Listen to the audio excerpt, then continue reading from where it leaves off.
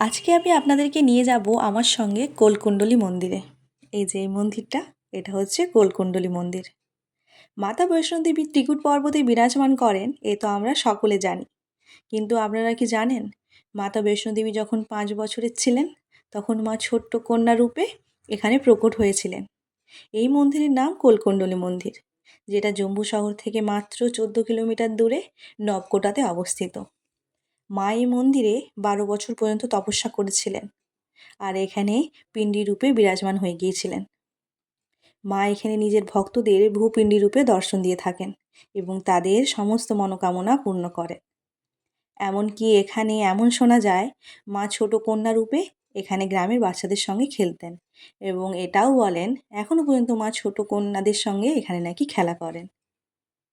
মা ভগবতী এখানে 4 বার রূপোর বাটি প্রকট করেছিলেন এবং তাতে 33 কোটি দেবদেবতাকে 56 প্রকার ভোগ ব্যঞ্জন করে খাইয়েছিলেন। এমনকি এটাও শোনা যায় এখানে নাকি জলের খুবই সমস্যা ছিল। মা তখন এই জমিতেই বাটি দিয়ে আঘাত করেছিলেন এবং সেখান থেকে জল বেরোনো শুরু হয়েছিল এবং সেই জল খেয়ে এখানকার মানুষ নিজেদের জলের তেষ্টা মেটাতেন। মহাভারতের যুদ্ধের সময় পাণ্ডবেরা এই মায়ের তপস্যা করেছিলেন এখানে। মা তাদের তপস্যায় খুশি হয়ে তাদেরকে দর্শন দিয়েছিলেন এবং তাদেরকেই বলেছিলেন এখানে মন্দির বানিয়ে দেওয়ার জন্য। তো পাণ্ডবেরা মাত্র 6 রাতের মধ্যেই এই মন্দিরটি নির্মাণ করে দিয়েছিলেন। এখানে রয়েছে খণ্ডেশ্বর জ্যোতির্লিঙ্গ, যা মন্দিরের ঠিক পেছন দিকে অবস্থিত। এমন কথিত আছে যে মন্দির নির্মাণের সময় ভীমের জল পিপাসা পেয়েছিল। তখন তিনি মাকে স্মরণ করতে লাগলেন, আর মা তখন মন্দিরের পেছনে বাটি জাতীয় কিছু একটা দিয়ে আঘাত করলেন এবং সেখান থেকে এই জ্যোতির্লিঙ্গটি প্রকট হয়েছিল। আর এই যে ঝুলাটা দেখছেন, এই দোলনাটা, এখানে নাকি মা দোল খেতেন। আর এটাও বলা হয় এই দোলনায় নাকি দোল খেলে নিজেদের মনস্কামনা বললে নিজেদের মনস্কামনাগুলো পূর্ণ হয়। এমনকি মন্দিরের পেছনে নাকি একটা কুয়াও আছে, সেই কুয়োর জল খেলে নিজেদের নাকি সমস্ত দুঃখ কষ্ট সব দূর হয়। এখানকার মানুষরা তো এটাই বলেন, ত্রিকুট পর্বতে চড়া শুরু করার আগে বৈষ্ণোদেবীর দর্শন এখান থেকে শুরু করতে হয়, তাহলেই নাকি মাতা বৈষ্ণোদেবীর যাত্রা পূরণ হয়।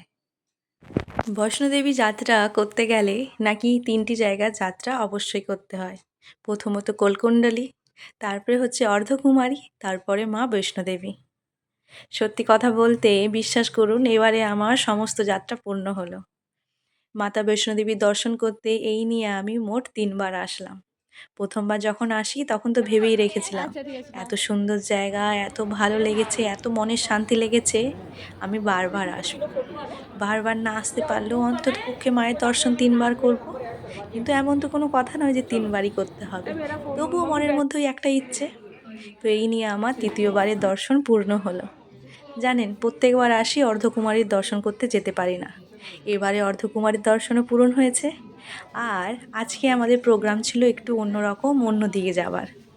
কিন্তু সেখানে কোনো রকম বরফ টরফ না পড়ায় আমরা সেই জায়গা ক্যান্সেল করে আজকে হঠাৎই প্রোগ্রাম হয়ে এই কোলকুণ্ডলী মন্দিরে চলে এসেছি।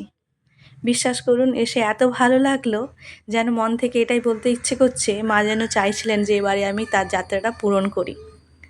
তাহলে আপনাদের কি প্ল্যান? বৈষ্ণোদেবী আসলে অর্ধকুমারী আর কোলকুণ্ডলী 2 জায়গারই দর্শন করুন। সব জায়গার দর্শনই মনে আলাদা একটা শান্তি নিয়ে এসে দেবে। তাহলে ভিডিওটা আজকে এখানেই শেষ করছি। সবাই ভালো থাকবেন, সুস্থ থাকবেন, সাবধানে থাকবেন। আমার চ্যানেলটা প্লিজ ফলো করবেন। ইউটিউব থেকে দেখে থাকলে প্লিজ সাবস্ক্রাইব করবেন। সবাই ভালো থাকবেন, সুস্থ থাকবেন। দেখা হবে পরের একটি ভিডিওতে।